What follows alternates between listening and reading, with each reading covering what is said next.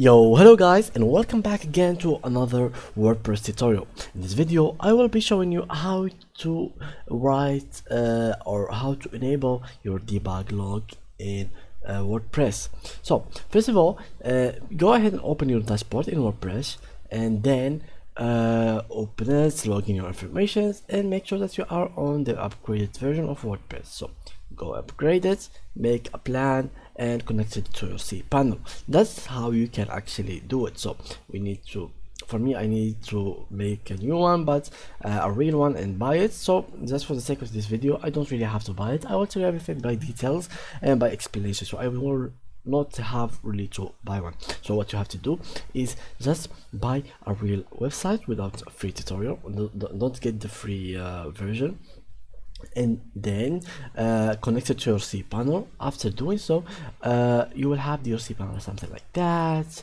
It will be looking something like that. You will have to open your cPanel again, make your password and username, and after that log into it, and you will have all of these pages that will be having all of these informations.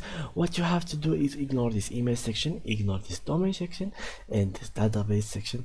You will go directly and open this file manager right here. So once again, you ignore all of these three and go to your file manager over here. And of course, if you didn't have your domain connected to this cPanel, you'll have to connect it by going to this section in here and add it to it.